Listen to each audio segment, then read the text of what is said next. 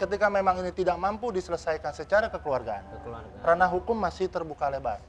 Gitu loh. Walau bagaimanapun yang saya bela dalam hal ini adalah ini keluarga saya. Ya nggak? Kalau hukum negara nggak berlaku, hukum jalanan kita lakukan. Iya dong. Karena kenapa? Kalau Nabi bilang nih, nasehatin bil lisani dengan ucapan, bener nggak? Kalau ucapan nggak bisa, sentil.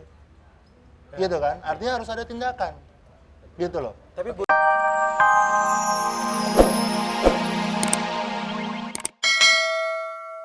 malamnya enak.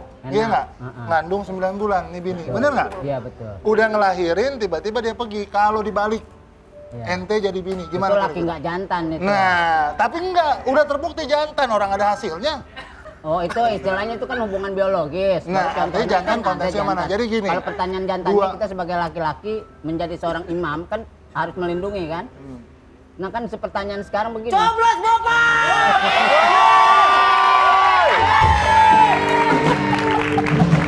Coblos Bapak! Jadi nih, Bang Bapak, nih Jason jelasin. Ini Bapak pinter karena Pada saat kasusnya mirip sama sebelum dia nih. terjadi pernikahan, ya dengan Nia dan Yati, itu Nia dan Yati datang ke rumah. Udah. Ya kan datang, silaturahmi, gendong anaknya yang sekarang si Rehan, si Gusti. Terus kemudian sebelum dia nikah, kita sudah keluarga ya sudah menyampaikan bahwa ini anaknya Farhat, bertanggung jawab dia, tidak diakui. Tidak diakui pernikahan, tidak mengenal itu namanya si Rita siapa, Jadi tidak DNA-nya diselidikin nggak? belum masuk ke sana Pak. Jadi artinya apa? Ini orang hari awal-awal itu tidak mengakui sama sekali. Hari ini baru mengakui dalam arti ya memang terjadi pernikahan. Gitu loh. Jadi yang ente bilang nggak jantan, bener. Nggak jantan. Bener. Jadi gini, dari usia Gusti 3 bulan itu, Farhat tuh udah ada hubungan pacaran dengan Nia dan Yati. Sampai ketika Gusti umur 5 bulan, saya kan terpertanyakan, kamu tuh ada hubungan enggak? Saya cuman klien aja gitu kan. Tapi lama-lama saya udah mencium bahwa mereka tuh ada hubungan gitu. Ada Akhirnya bukti-bukti secara surat, tuhnya media Ada. Bisa dijelasin nanti nggak di ada Oke, aja. nanti kita jelaskan di segmen selanjutnya ya. Karena memang sebenarnya pemirsa tema kita adalah ingin mengangkat tentang permasalahan yang terjadi, tapi ternyata bos kita membongkar tentang dirinya sendiri. Nanti kita akan bahas mengenai 2 pembicaraan hari ini yang belum pernah ketangkap oleh media. Gara-gara situ ngaco, kenapa bikin permasalahan Dan sama? kira-kira, tapi kan kalau ini kan buka. Gak usah berdiri, kamera di sini langsung. Enggak, biar kelihatan ganteng aja. Ya, yang di studio, yang juga masih di rumah. Masih Jangan garuk-garuk. Jangan garuk-garuk. Ada aja. Entah ada. Masih ini banyak, mana itu ya? Masih banyak pertanyaan lagi tentang kasusnya yang cukup pokoknya populer hari ini. Mudah-mudahan dibuka di ada-ada aja ya. Dan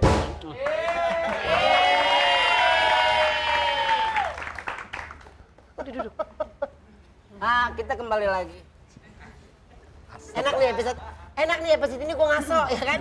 Karena ini kan ada masalah pribadi. Bukan masalah pribadi, ini bagus juga buat bukan buat pembelajaran lu doang. orang di rumah. Enggak, buat pembelajaran orang di rumah yang di studio.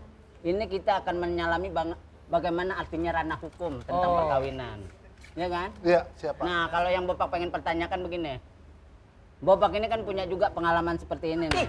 Yang bintang tamu siapa sih? Iya kan? Ntar dulu. Ini ceritanya mau konsultasi hukum ya? Iya. Konsultasi hukum. Jadi penempatannya hampir sama kasusnya Farhat sama Bopak nih. Bedanya? Tapi kalau Bopak kan lebih berani mengungkapkan mana yang salah, mana yang benar. Kan orang-orang yang pengecut itu dia berani melakukan yang benar tapi menutupi kesalahan, ya kan? Kita takutnya orang-orang kayak gitu tuh sangkuni baru. Sangkuni? Ya baca di toko pewayangan.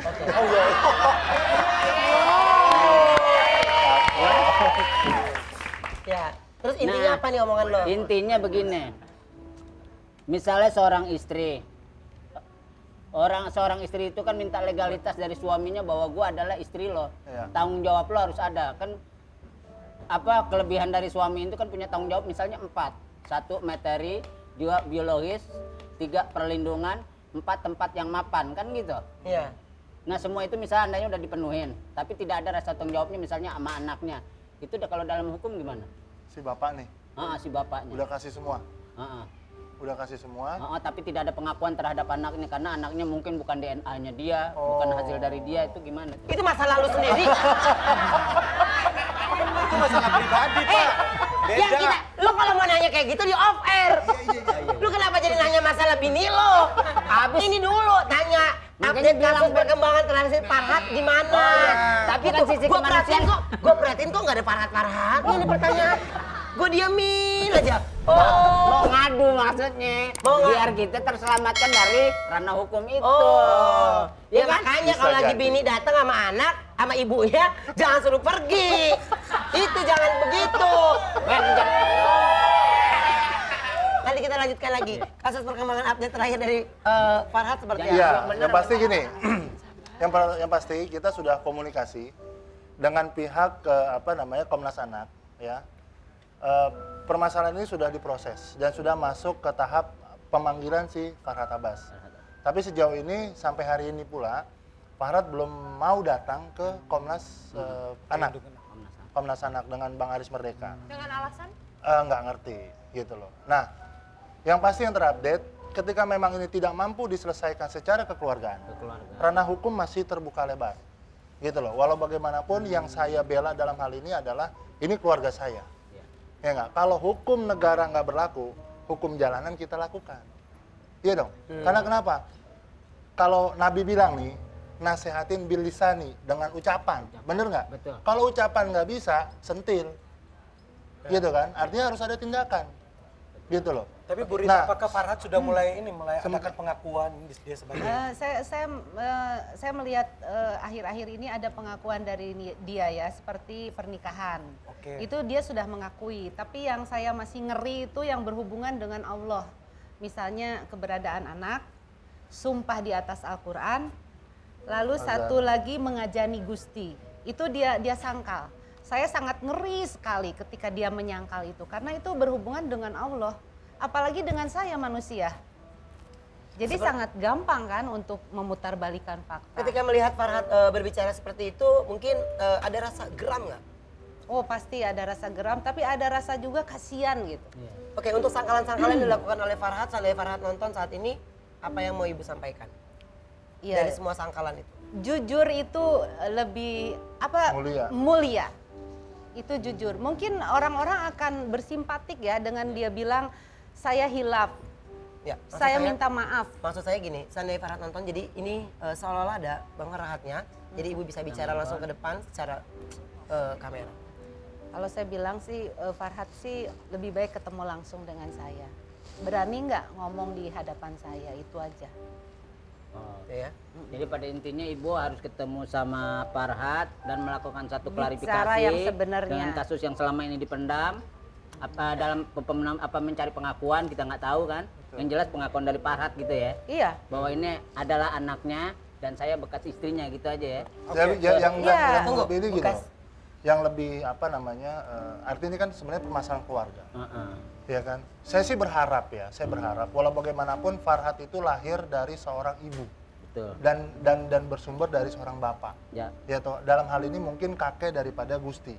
Harusnya ya, Gusti ini kakeknya ini mampulah menasehati anaknya bahwasanya, "Nak, itu darah daging kamu, akui." Kan gitu. Kita nggak minta apa-apa. Kita nggak minta uang, kita nggak minta apa-apa. Kita cuma minta anak ini supaya diakui. Oke, ya, dia anak saya. Selesai deh. Bang Ramdan, Gitu. seandainya Farhat nonton saat ini, ada yang ingin disampaikan nggak untuk Bang Farhat? Oke, saya sih cuma mau menyampaikan ya bahwa cobalah kita manusia, kita juga sama-sama akan kembali kepada yang hakiki. Artinya ketika hari itu ya dia lahir, dia menangis, Farhat yang mengazankan dia. Ya toh. Mungkin suatu saat nanti ketika Farhat meninggal, yang menggotong dia ke dalam liang kubur itu, yang mengazankan dengan meneteskan air mata, mungkin anaknya. Artinya apa? Hidup ini akan kembali gitu loh. Apapun yang dipertahankan dengan egosentris bahwasanya saya manusia paling benar, hakikinya kita manusia, kita akan kembali kepada yang maha kuasa. Innalillahi wa inna ilaihi roji'un. Artinya tolong sadar. Walau bagaimanapun Gusti adalah keponakan saya, boleh katakan keluarga saya, Farhat bapaknya. Artinya apa?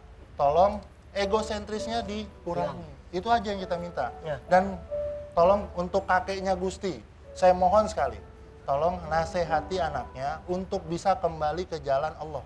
Untuk bisa kembali supaya, karena kenapa? Sumpah yang dia sumpah di atas Quran itu diingkari. Ini yang menjadi bahaya, karena kenapa? Bala. Itu Gimana loh. sumpah pocong aja seperti lagunya kan sumpah pocong. Kalau sumpah pocong sebenarnya itu kan cuman kiasan.